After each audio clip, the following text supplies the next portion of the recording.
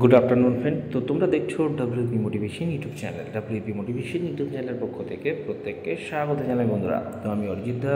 তো আশা করি তোমরা প্রত্যেকে খুব ভালো আছো এবং খুব সুস্থ আছো।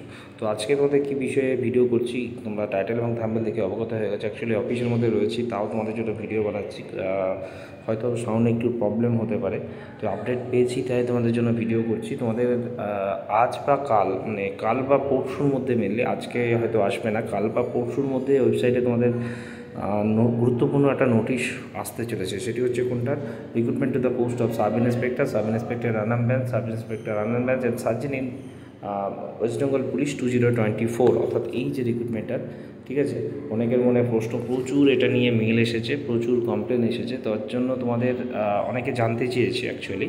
তো তোমাদের নতুন একটা রিভাইজড অ্যান্সার কি আসতে চলেছে। হাতে গোনা কয়েকটা, দুটো মনে হয় সম্ভবত কোশ্চেনের আসতে পারে, যেটুকু আপডেট রয়েছে সেটা ওয়েবসাইট ফলো আপ রেখো।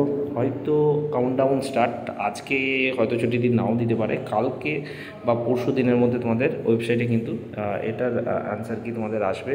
এবং তোমাদের রেজাল্ট হয়তো মেবি একটু পিছোচ্ছে, ঠিক আছে, যেমনটা তোমাদের আপডেট দেওয়া হয়েছিল, হয়তো এই উইকের শেষে হয়তো তার রেজাল্ট আসতে চলেছে।